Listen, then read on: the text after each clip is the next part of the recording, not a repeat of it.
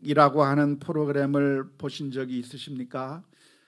그런 프로그램에 보면 저 아프리카에 있는 여러 동물들이 어떻게 살아가는가, 어떻게 지내는가 하는 것들을 종종 볼 수가 있는데요.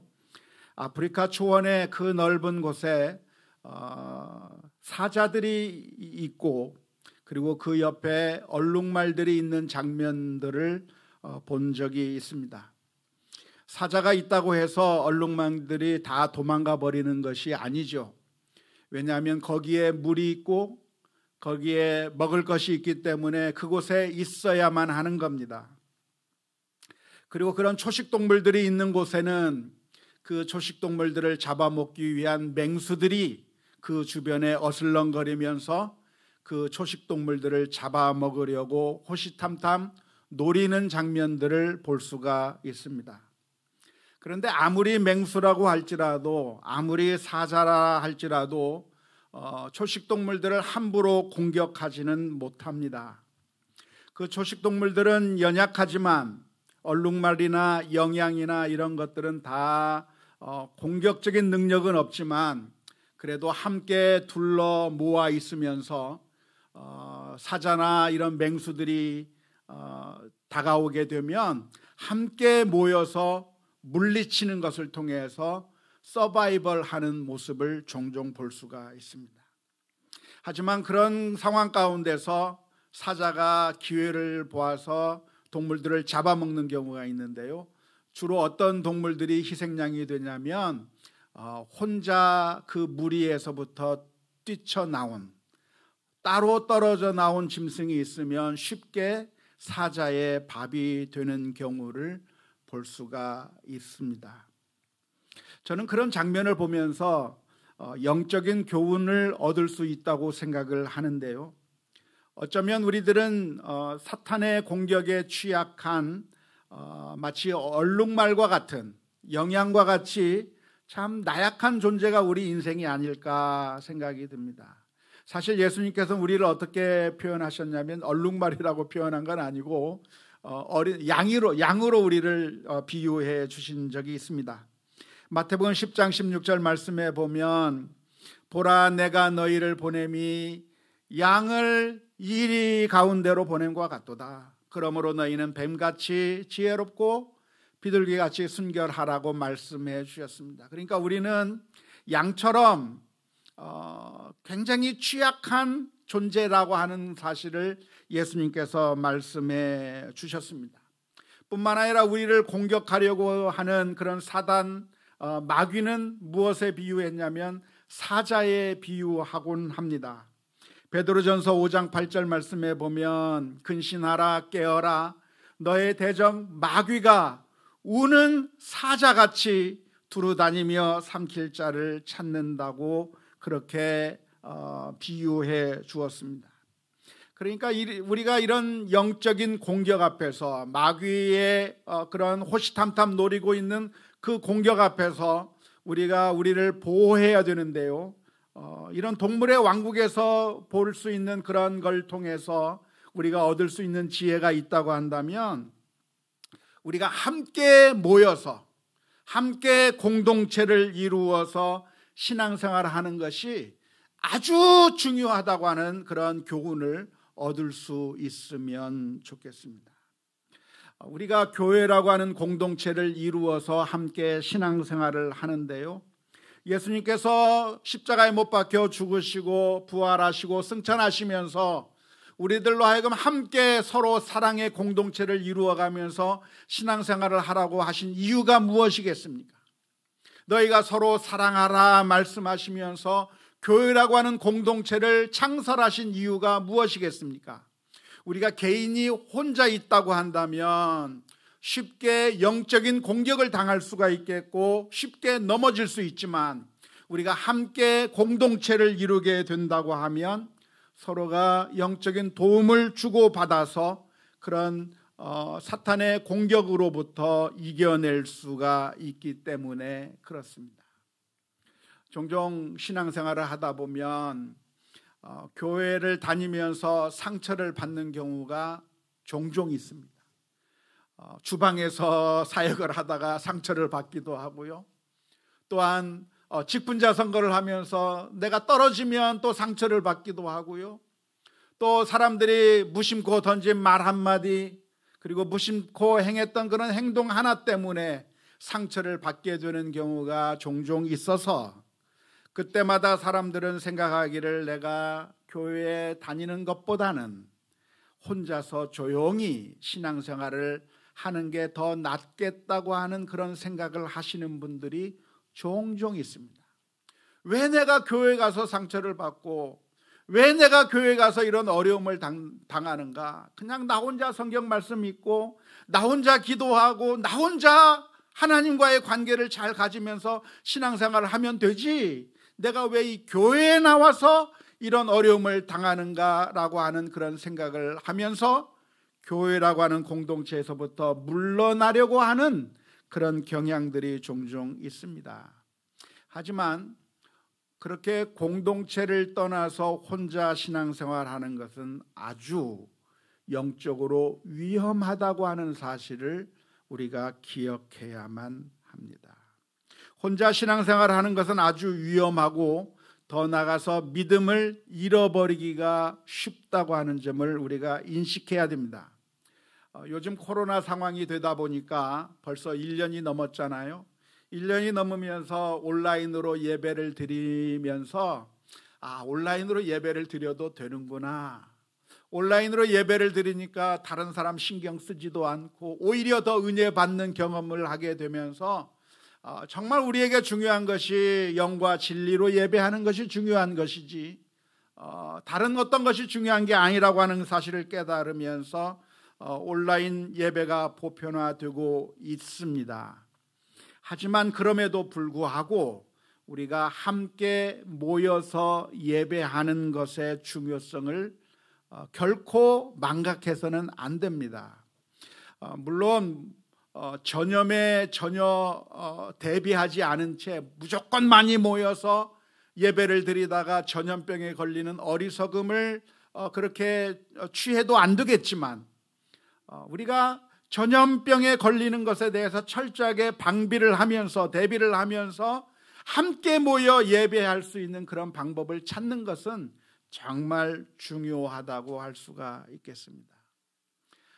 루이 14세가 했던 말이라고도 하고요, 마키아벨리라고 하는 사람이 군주론이라고 하는 책에서 했던 말이 하나 있는데요, 아주 유명한 말이 있습니다. 무슨 말이 있냐면 divide et impera라고 하는 말입니다.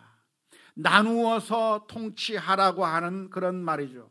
어떻게 군주가 다수인 백성들을 어떻게 다스릴 수 있는가?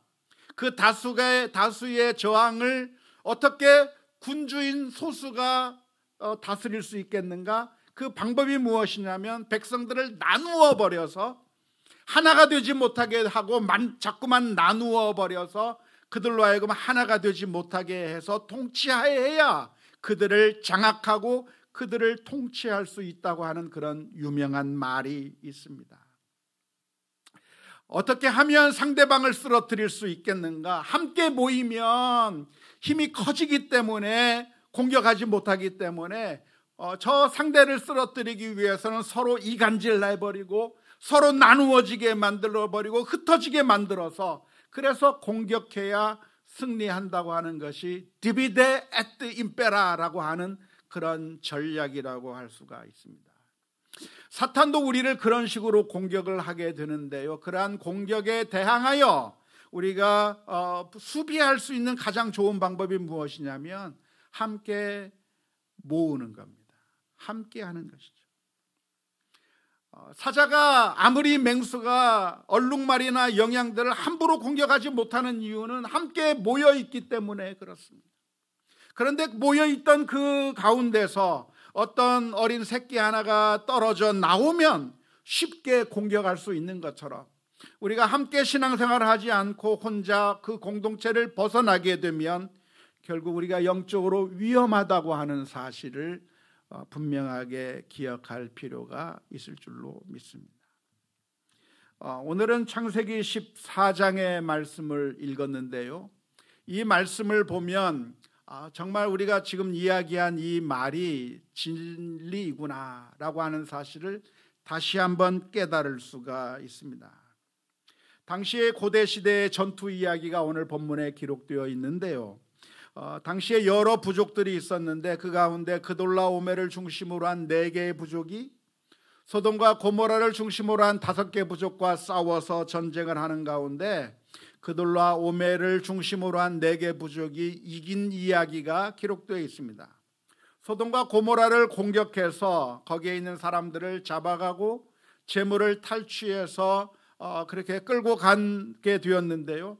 우리가 잘 아는 것처럼 소돔과 고모라라고 하는 곳에는 아브라함의 조카 롯이 살고 있었고, 결국 롯은 전투 가운데서 끌려가게 되고 모든 재산이 빼앗겨 버리는 그런 어려운 일을 당하게 된 겁니다.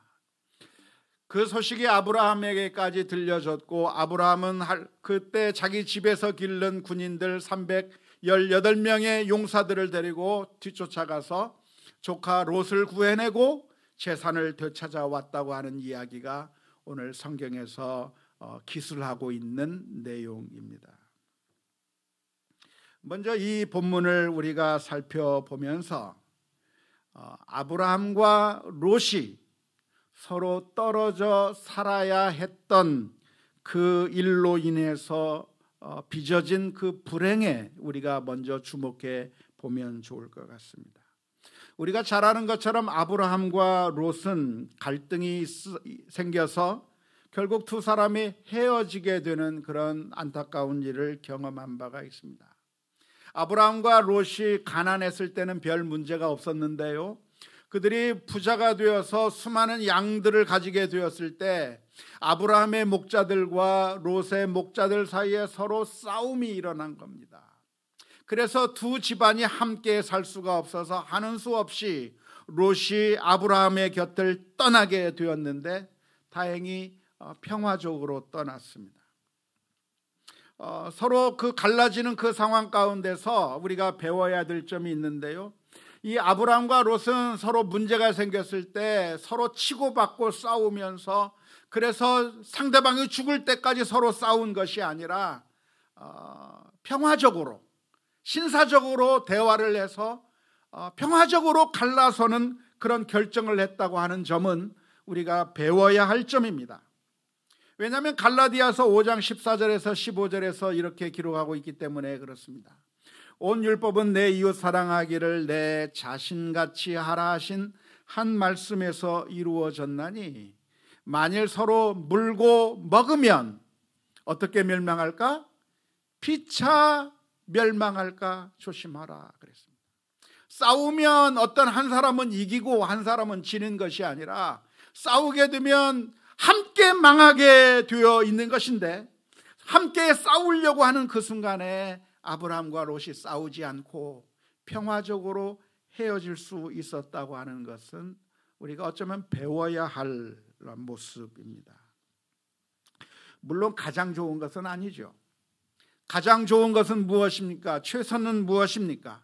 최선은 서로 협력하고 서로 사랑하고 함께 협력하는 것이 가장 좋은 길일 겁니다. 그것이 함께 서로 사랑하고 협력하는 것이 가장 좋은 길인데, 그런데 종종 문제가 생겨서 함께 할 수 없다고 한다면 평화로운 방법을 선택하면서 헤어지는 방법밖에 없는 것이죠. 물론 그때 물질을 포기하고 사람을 선택할 수 있다면 제일 좋지만 사람들은 물질을 포기하기가 어렵기 때문에 결국 헤어지게 되는 것인데요, 차선책으로 갈라지면서 이렇게 평화적으로 갈라선 것은 그나마 다행한 일이었다고 말할 수가 있습니다. 하지만 그렇게 갈라진 것으로 말미암아 얻은 치명적인 결과가 무엇이냐면 위험에 처해 있을 때 도움을 줄 수가 없었다고 하는 사실입니다.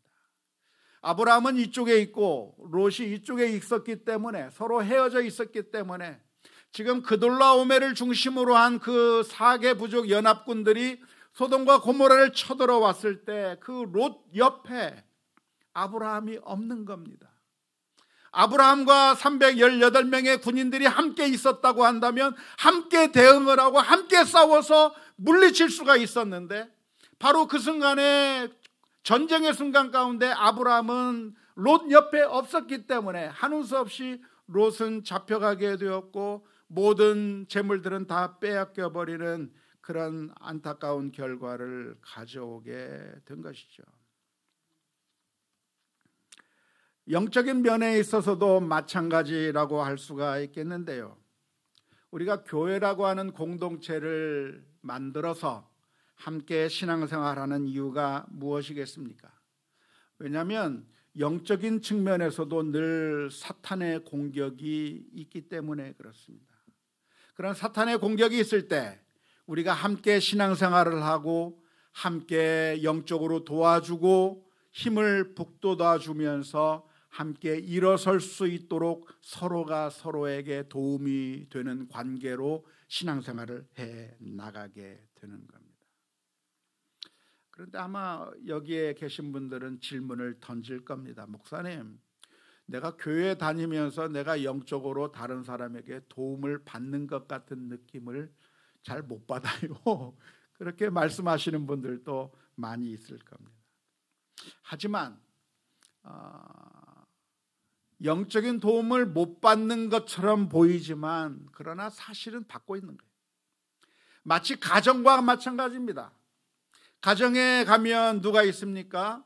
아버지, 어머니가 있고 자녀들이 있습니다. 어머니, 아버지가 있고 자녀들이 있어서 한 가정이라고 하는 그 울타리 속에서 살아가고 있는데, 자녀들의 느낌에는 어떤 느낌이 드나요? 나는 이 가정에 있으면서 아무런 도움을 받지 못한다고 생각하고 이 가정을 이루며 살고 있다고 하는 것이 무슨 이득이 있고 무슨 유익이 있을 것이냐고 그렇게 느낄 겁니다. 하지만 우리가 분명하게 잘 아는 것은 그런 가정이라고 하는 울타리가 있기 때문에 그 가정 안에서 우리 자녀들이 안전하게 자라는 거예요. 우리 부모님들이 자녀들에게 줄 수 있는 가장 큰 선물이 무엇이냐면 함께 있는 거예요. 함께 있는 것 그 자체가 엄청난 유익을 주는 것이고 영적인 안정감을 주는 것이고 정말 큰 도움을 주는 것이죠. 그런데 그것을 잘 느끼지 못해요. 그런데 언제 느끼느냐? 그 가정을 떠나보면 내가 외롭구나, 내가 정말 힘들구나 하는 것을 느끼게 되는 것과 마찬가지로 이 교회라고 하는 공동체도 우리가 신앙생활하면서 도대체 내가 교회를 다니면서 상처만 받고 교회 다니면서 여러 가지 아픔만 경험하고 무슨 유익이 있을 것인가라고 아무도 교회의 유익에 대해서 생각하지 못하는 경우가 많이 있지만, 사실은 이런 공동체 안에 있다고 하는 것이 엄청난 영적인 유익이라고 하는 사실을 우리가 분명하게 기억할 수 있어야 될 줄로 믿습니다. 다윗이 언제 넘어졌나요? 다윗이 넘어진 것은 다윗과 함께 있던 모든 사람들이 전쟁터에 나가고 혼자 왕궁에 남아 있었을 때였습니다. 함께 있었던 그 자리에서 많은 사람들이 떠나가 버리고 혼자 왕궁에 있을 때 그는 범죄의 길로 나아가게 된 것입니다. 아담과 하와가 선악과를 따먹은 것도 마찬가지 아닐까요? 하와가 혼자 있을 때 사탄이 그를 유혹하게 된 겁니다. 만일 그 자리에 아담이 함께 있어서 함께 이야기를 하고 함께 대응했더라고 한다면 거기서 이겨낼 수가 있는 것이죠. 그런데 혼자 있음으로 말미암아 어쩌면 그런 유혹에 넘어갈 수가 있었던 것이 아닐까 생각해 볼 수가 있는 것입니다. 성경의 권면은 무엇인가? 히브리서 10장 23절에서부터 25절의 말씀은 이렇게 기록하고 있습니다. 또 약속하신 이는 미쁘시니 우리가 믿는 도리의 소망을 움직이지 말며 굳게 잡고 서로 돌아보아 사랑과 선행을 격려하며 모이기를 피하는 어떤 사람들의 습관과 같이 하지 말고 오직 권하여 그날이 가까움을 볼수록 더욱 그리하자. 이것이 성경의 권면입니다. 어쩌면 혼자 있고 싶은 그런 마음들이 많이 들 때 함께 모여서 예배하고 함께 신앙생활을 해나가는 그것이 중요하다고 하는 사실을 기억할 수 있기를 주님의 이름으로 축원합니다. 오늘 본문에 보면 아브라함은 조카 롯이 끌려갔다고 하는 소식을 들었을 때 그냥 가만히 있지 않았습니다. 아브라함은 318명의 용사들을 데리고 가서 구해왔다고 성경이 기록하고 있습니다. 그런데 우리는 이 순간에 아브라함이 다른 선택을 할 수도 있었다고 하는 사실을 충분히 알 수 있습니다. 어떤 선택을 할 수 있을까요? 아브라함은 이 순간에 그동안 조카 롯이 나에 대해서 좋지 않게 했던 일들을 떠올리면서 거참 쌤통이다, 잘됐다, 시원하다 하면서 도와주러 가지 않았을 그런 가능성도 있습니다.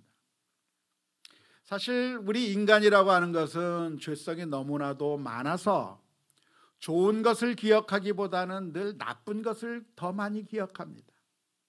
이게 우리들의 문제죠. 사실 따지고 보면 장점들이 훨씬 더 많습니다.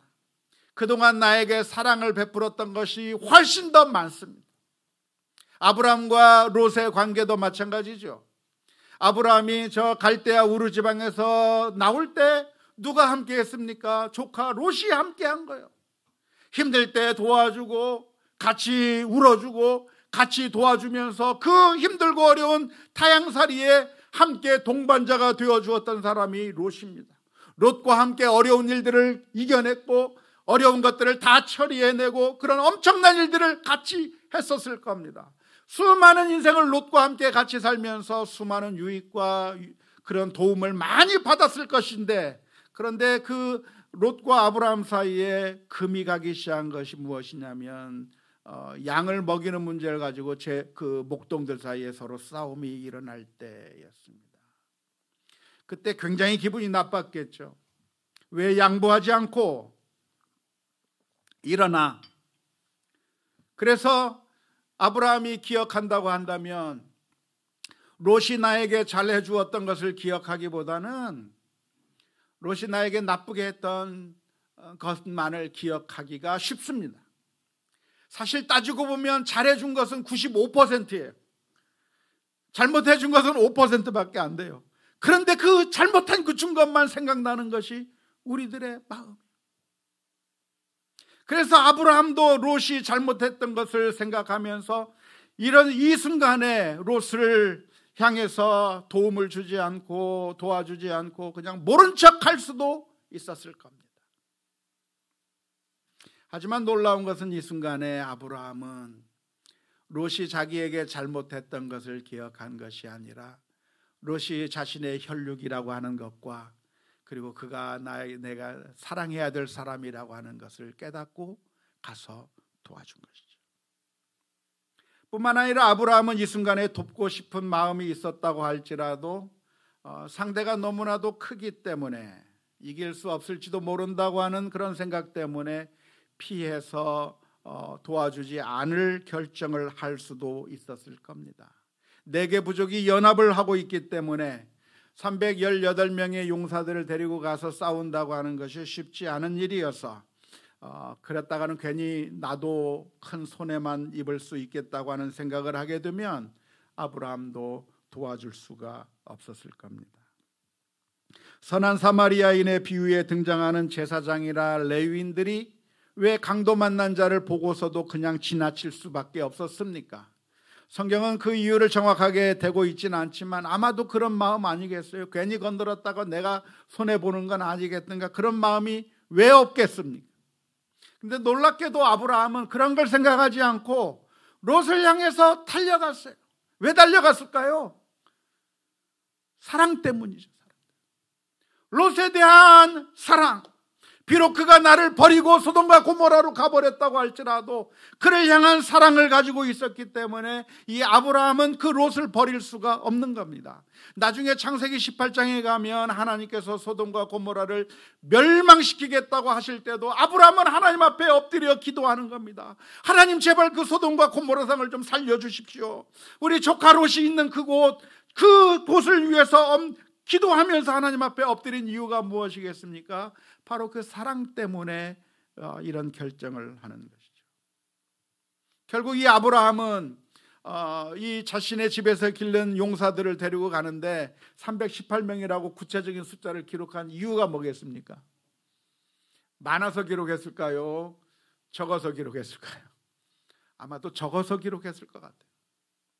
318명, 아무리 많이 세봤자 318명밖에 안 되는 그 숫자들을 데리고 4개 부족 연합군과 더불어 싸우려고 목숨을 걸고 달려가서 아브라함이 건져왔다는 이야기를 기록해주고 있는 것입니다.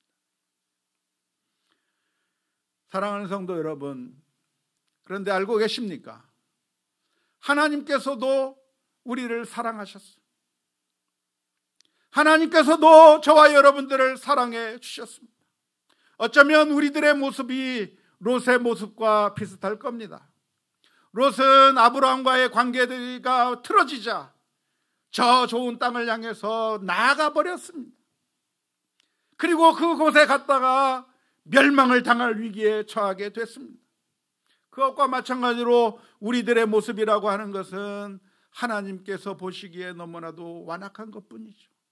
하나님의 말씀대로 살기보다는 내 욕심대로 살아가고 탐욕 가운데 살아가고 하나님의 뜻에 순종하기보다는 하나님의 뜻과 정반대의 길로 걸어가고 있는 우리들, 하나님의 이름에 먹칠을 하며 살고 있는 우리들의 모습을 본다고 한다면 심판하셔도 마땅한 그 우리들을 하나님께서는 사랑하셔서 그 아들을 십자가에 내어주시고 우리를 위하여 피 흘려주심으로 말미암아 구원해 주신 놀라운 은혜의 하나님의 사랑이 우리에게 있음을 기억하며 주님의 은혜 앞에 겸손하게 감사함으로 나아가는 우리 모두가 다 될 수 있기를 주님의 이름으로 축원합니다.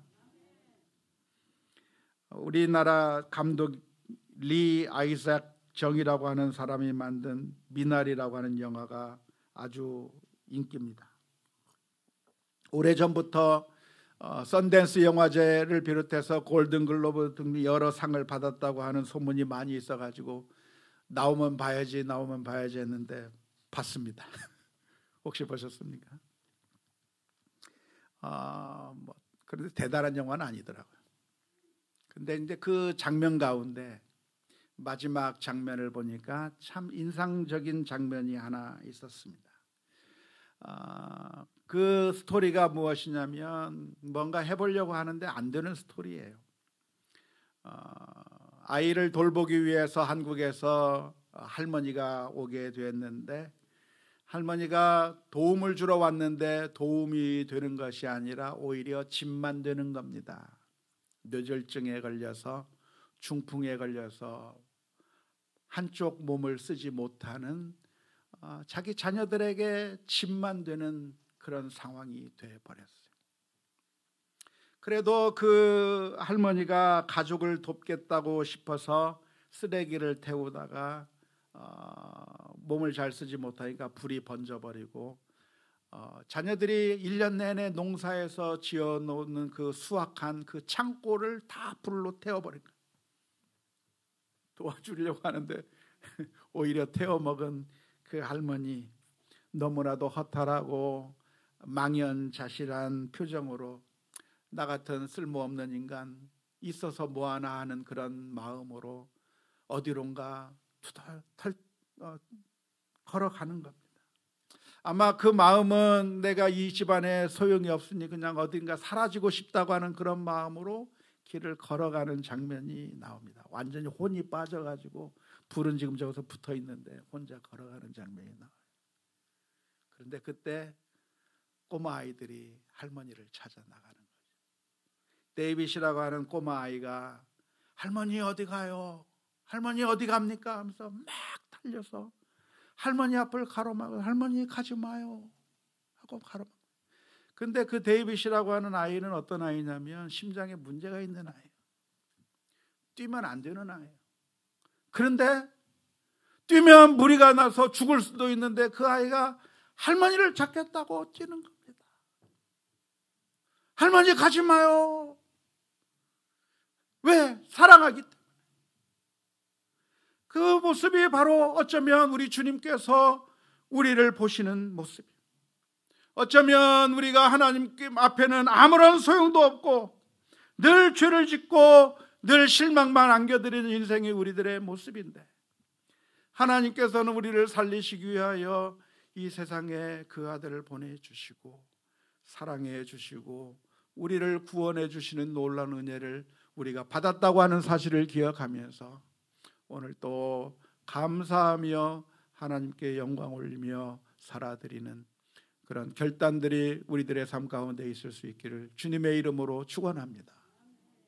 그 사랑을 또한 우리가 받았으니 우리가 만나는 사람 한 사람 한 사람, 나에게 사랑을 베푸는 사람들만이 아니라 나의 원수가 되온 사람들까지라도 사랑하며 하나님의 사랑으로 품으며 하나님의 사랑의 공동체를 만들어가는 우리 모두가 다 될 수 있기를 주님의 이름으로 축원합니다.